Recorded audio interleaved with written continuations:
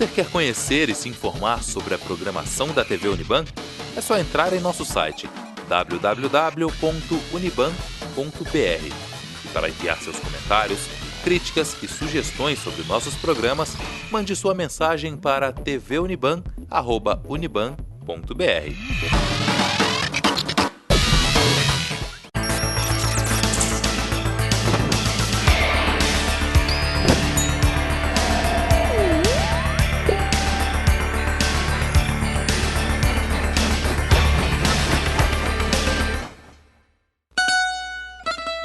O verde representa a esperança e o vermelho simboliza a coragem e o sangue dos mortos em combate. Como disse o escritor e historiador português Jaime Cortesão, aos portugueses cabe a glória de haverem sido os principais animadores desse primeiro esforço de unificação da humanidade. Os portugueses descobriram o Brasil, história que todos sabem, mas eles também tiveram um papel fundamental no desenvolvimento de São Paulo. E hoje você vai conhecer um pouco mais sobre a colônia portuguesa, desde a sua participação na construção da cidade até suas paixões e costumes. Para entender a participação dos imigrantes portugueses no desenvolvimento de São Paulo, vamos conversar com a historiadora Sônia Maria de Freitas, que é neta de portugueses e autora do livro Presença Portuguesa em São Paulo. A imigração portuguesa para São Paulo, ela sempre ocorreu, né, ao longo do século XIX. Durante o século XIX, eles formavam a maioria, né, não tinha concorrente, principalmente com as primeiras experiências agrícolas, tanto do açúcar quanto depois do algodão e do café, né, eles eram os colonos, constituíram a maioria.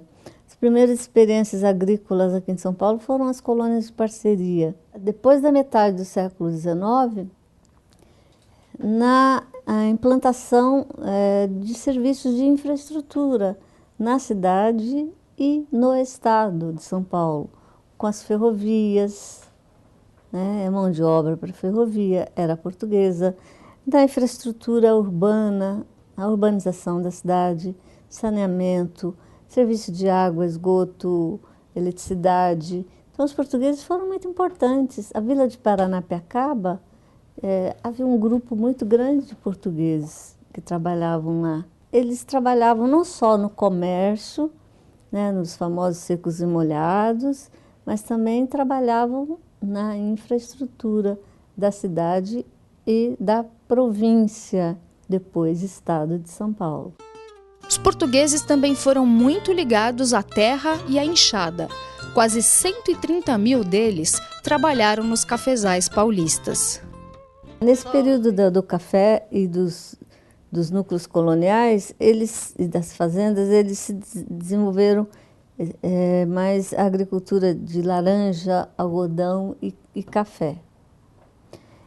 Depois que passaram a se fixar, quer dizer, eles sempre vieram também paralelamente para a cidade de São Paulo.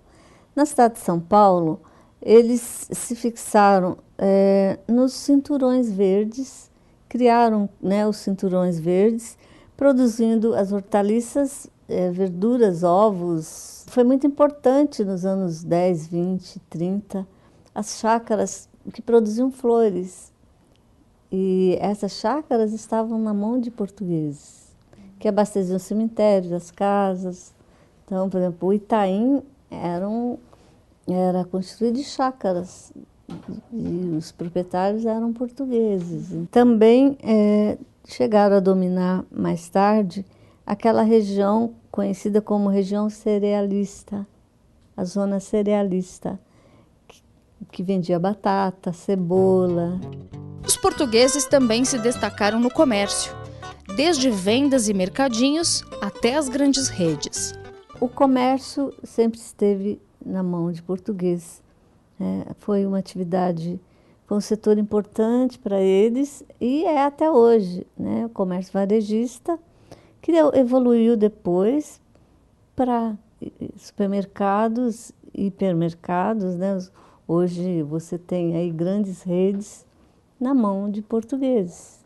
E por que associamos tantos portugueses às padarias?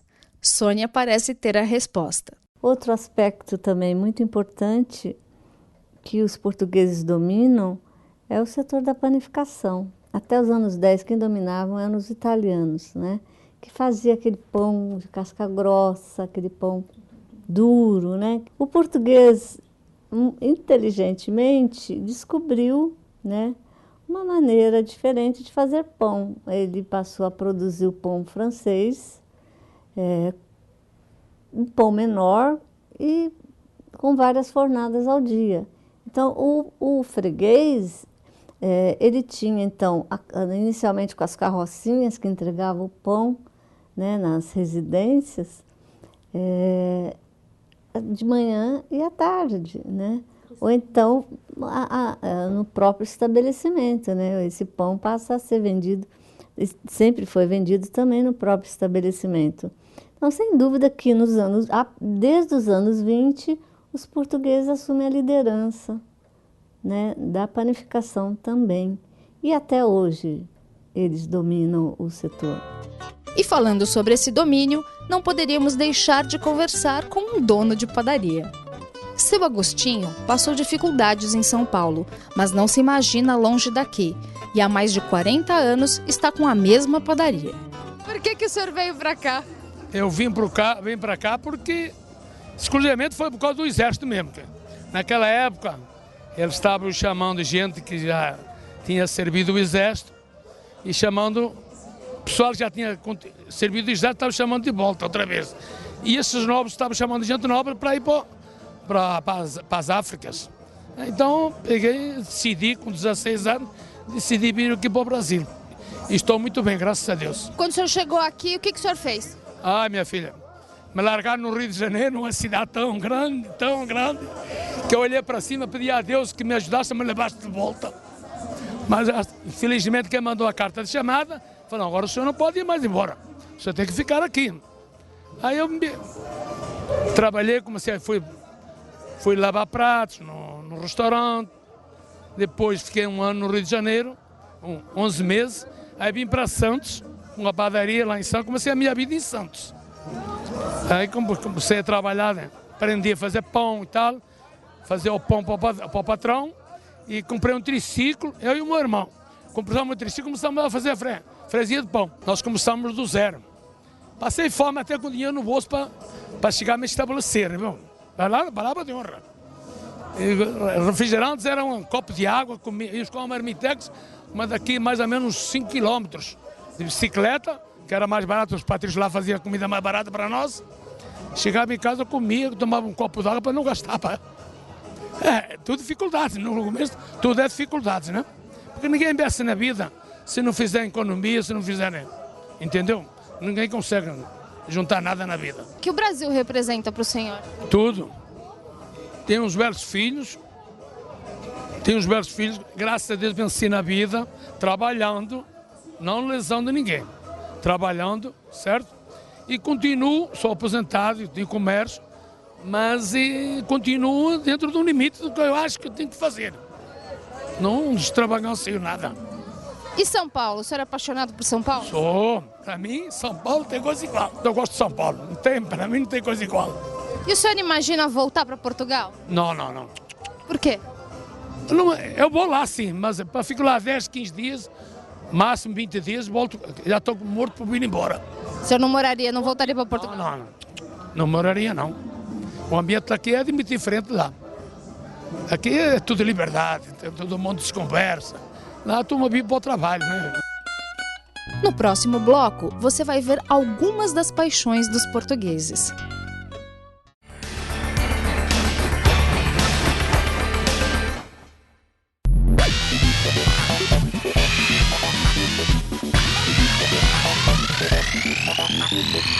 Você quer conhecer e se informar sobre a programação da TV Uniban?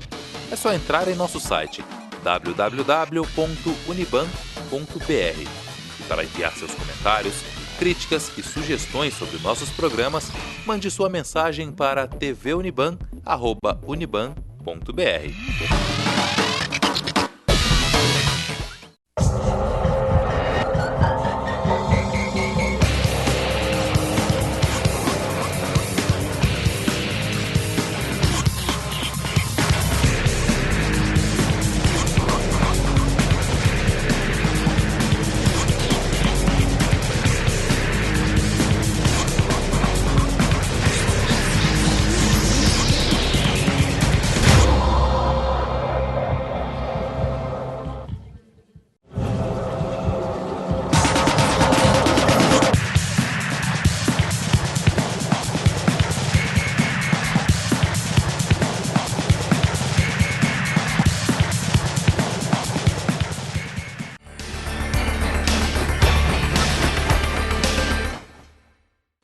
Falar dos costumes e hábitos dos portugueses e não falar da Portuguesa de Desportos fica muito estranho.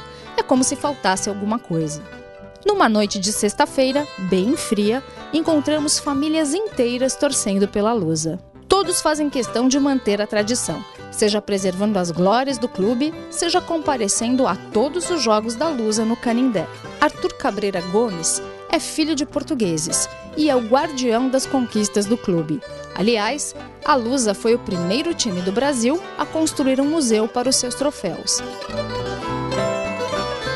Ele nos mostrou alguns dos 4.500 itens do passado de glórias da Portuguesa e as maiores conquistas da Lusa. A Portuguesa é o único time brasileiro que recebeu 3 fitas azul. Jogos fora do Brasil, né? Ela jogava fora e ganhava os jogos, né? Foi 51, 53, 54. Por 3 vezes seguidas, ela ficou com esse troféu, sabe? Nenhum time do Brasil tem essa homenagem que ela recebeu. Só a Portuguesa que tem. E aqui a gente tem o time de ouro da Portuguesa, que na época ela seria o Real Madrid de hoje, ou se não o Barcelona de hoje, tá? A gente tem o Djalma Santos e tem o Ceci, desse esquadrão aqui, ó, Djalma Santos. E o Ceci ainda estão vivos ainda. É um time que ganhava de todo mundo e ganhava de goleada. Foi campeão do Rio-São Paulo, 51 e 52. Quando perguntei sobre o fato de outros torcedores terem simpatia pelo time da Lusa, Arthur foi direto. Portuguesa é um daqueles times simpáticos, né? Que mesmo quando você não é torcedor dela, você acaba torcendo quando ela vai jogar. A gente como torcedor não gosta muito disso, né? De ser o segundo time de cada time. A gente quer ser o primeiro, sabe? A gente, segundo nunca vai ganhar nada. A gente quer ser o primeiro. Então a gente fica contente de saber que todo mundo gosta da Portuguesa. Mas a gente gostaria que todo mundo torcesse para a Portuguesa. E segundo fosse o time dos outros, né? Antes de vermos o jogo da Lusa, com muito bom humor, Arthur nos falou sobre a famosa piada do trator que ficou dentro do estádio quando da sua construção. O pessoal fala que o trator, que aqui no Canindé esconderam o trator. Todo mundo fala isso, né? Mas o pessoal se enganou. O trator, ele está enterrado e descobriram agora no Parque Antártica. Porque o Parque Antártica, ele não tem saída. Como também tem a história do Carnaval. Que tinha uma placa aqui falando assim, o Carnaval é mais para frente. Pro campo do Corinthians, mas é o contrário. É que o pessoal não esqueceu que estava lotado já o Canindé aqui, não cabia mais ninguém. E como ela estava vazio, a gente colocou uma faixa para ajudar os corintianos. O Carnaval mais para frente. Então o pessoal que não cabia aqui ia para lá. E a história de que a água da piscina da Portuguesa é azul porque a Portuguesa usa uma bique na orelha? Eu já não estou sabendo, não. Essa é verdade ou é mentira? Não, o azulejo é azul. Então ele dá a impressão que a água é azul. Fomos ver o jogo da Lusa contra o ABC do Rio Grande do Norte. Mesmo perdendo, a paixão de todos era evidente. Como no caso do presidente Manuel da Lupa. Realmente é um time de raiz, né? A Associação Portuguesa de Esportes é da origem portuguesa, apesar de ser um clube brasileiro, e não é só português torce para portuguesa, mas realmente a origem é da nossa colônia portuguesa. Da nossa torcida, que não é muito grande, é uma torcida sempre muito fanática, muito enraizada no time, e é assim mesmo, é um amor que não se explica, né? Futebol é assim mesmo. Como no caso do senhor Antônio, que está no Brasil há 48 anos e sempre leva a mulher e o neto aos jogos da Lusa. Depois da minha família, eu adoro a Portuguesa. Mesmo na segunda divisão? Mesmo na segunda, mesmo se cair para a terceira, eu vou continuar vindo assistindo os jogos, né? Isso aí não tem divisão, é um negócio que pulsa do coração. É muito gostoso vir assistir a Lusa. O senhor acha que é um resgate do amor por Portugal e pelas coisas de Portugal? Sem dúvida. Não tenha dúvida nenhuma. Eu acho que é o resgate da nossa terra. A gente está longe de onde a gente nasceu e aqui não deixa de ser um pedacinho de Portugal nesse Brasil maravilhoso, né? Nesse São Paulo lindo que eu adoro. E como no meu caso. Não há como falar da colônia de imigrantes portugueses sem falar do amor pela Lusa, a Portuguesa de Desportos. E eu, como boa filha de portugueses, também não posso fazer essa matéria sem vir aqui para o estádio e torcer pela Lusa. Não tem jeito.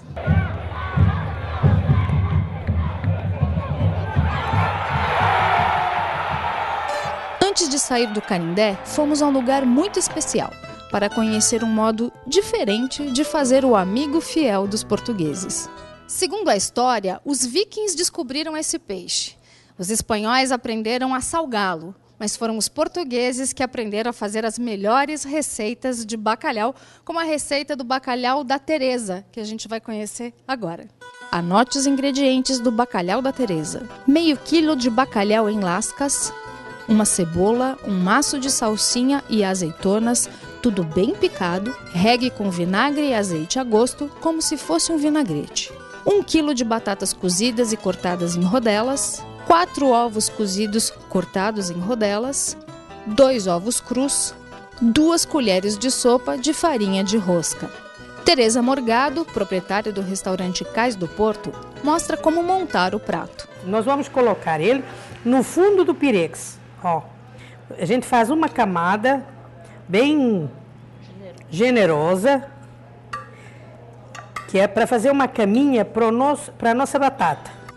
Depois coloca-se as batatas e reserva-se um pouco delas. Aí é a hora de colocar todo o bacalhau. Parte dos ovos cozidos, faça uma nova camada com o vinagrete, as batatas e o ovo. Rega-se com bastante azeite. Coloca-se a última camada do vinagrete, salpica-se a farinha de rosca e, por último, rega-se com os ovos crus bem mexidos. Então vamos colocar no forno e ver como é que fica? Vamos. O bacalhau vai para o forno, já aquecido, por 15 minutos. Como ficou a receita, você vai ver no próximo bloco.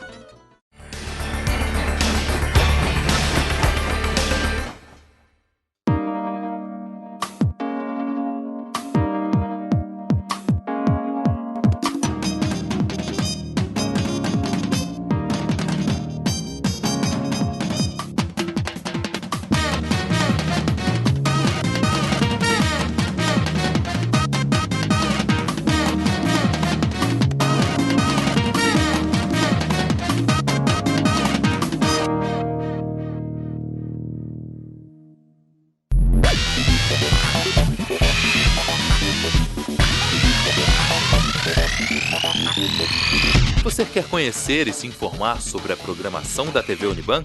É só entrar em nosso site www.uniban.br. Para enviar seus comentários, críticas e sugestões sobre nossos programas, mande sua mensagem para tvuniban@uniban.br.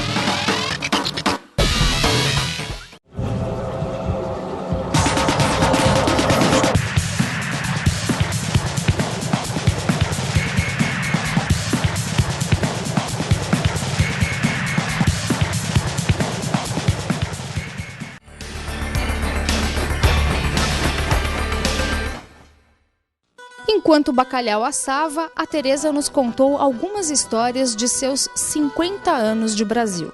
Vim para o Brasil, adoro, estou há 50 anos. Eu não saberia viver em mais lugar nenhum que não fosse o Brasil. E São Paulo. E é verdade que depois dos Jogos da Lusa, o restaurante virou ponto de encontro da portuguesada? Sim, vira umas horas tristes, outras horas alegres. Quer dizer, vem antes, que é para se fortalecer. Com uma comidinha boa, uma garrafa de vinho, vão para o jogo. Se ganha, voltam para comemorar. E se não ganha, às vezes voltam para afogar as tristezas, né? Tomam mais um vinho porque a portuguesa perdeu. Mas sempre, graças a Deus, com um bom humor, com uma boa... Porque quem é portuguesa, meu filho, é portuguesa, pode ganhar, pode perder, e eu sou portuguesa de manhã, à tarde, à noite e durante os teus sonhos. Eu até sonho com a portuguesa ganhando ou perdendo. Teresa faz questão de manter as tradições portuguesas. Então eu estive sempre envolvida nas coisas portuguesas, sempre lutando para que as nossas tradições não acabem.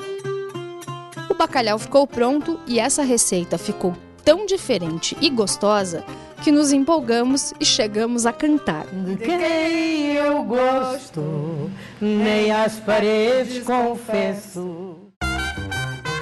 Um museu inteiro dedicado ao idioma, do século XV ao século XXI, que mostra que o nosso português é uma variante da língua portuguesa modificada pelos encontros com falantes de línguas indígenas e africanas.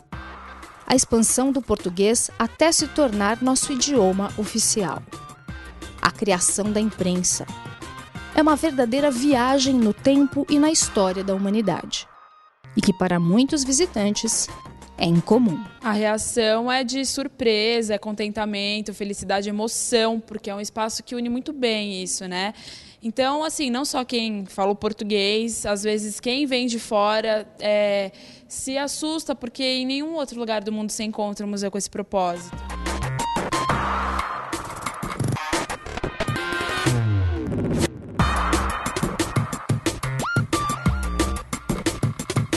Depois do museu, fomos a um jornal que há 14 anos busca manter luso-brasileiros informados sobre o que acontece lá e cá. Mais uma forma de manter a memória e as tradições. O editor do jornal Mundo Lusíada explicou que o veículo mantém um forte vínculo com a colônia portuguesa. A relação do jornal com os imigrantes ela é bem complexa. Antes, no começo, bem no comecinho, tinha até aquele negócio de mandar carta, a pessoa mandar coisa pelo correio. Hoje não, hoje são redes sociais que funcionam muito bem e que eles têm uma ligação quase não, é diária mesmo com o jornal. Recentemente, agora no mês de maio, nós tivemos uma senhora fazendo 100 anos de idade, madeirense, em São Paulo, aqui em São Bernardo, e eles me pediram para colocar isso na matéria, que se tivesse gente com o sobrenome deles, para que entrasse em contato, porque eles estão precisando de mais gente que estejam aqui e de gente de lá que não sabem deles aqui, eles não estão se conversando. E o jornal muitas vezes serve como esse meio de diálogo, entendeu? Eu acho bem interessante isso aí, sim. Tem muito disso. E do jornal, fomos ao Arquivo Público do Estado de São Paulo, que guarda um importante acervo da vida de imigrantes portugueses. O acervo possui mais de 12 milhões de documentos. Entre certidões de nascimento e outros registros, descobrimos a ficha de um cidadão português que foi investigado pelo DOPS, de um senhor chamado Arlindo, morador do Brás, que trabalhava como vendedor de secos e molhados na Praça da Sé, e que, para o DOPS, era frequentador assíduo e declarado dos comícios da Aliança Nacional Libertadora. Conversamos com o coordenador do arquivo, que falou sobre essa questão da investigação de imigrantes. O DOPS tinha sempre preocupação com os estrangeiros em geral, né? O estrangeiro é sempre o estranho, embora o português seja o estrangeiro menos estranho para nós, né? Temos uma origem comum, mas é sempre motivo de preocupação, né? Você sempre vigia a pessoa que vem de fora, porque pode vir com ideias exóticas, né? E havia esse medo de ideias exóticas subversivas, né? Então eles eram realmente vigiados e eventualmente você tem casos de indivíduos que chegaram a ser expulsos do Brasil, foram devolvidos para o país de origem por causar problemas aqui.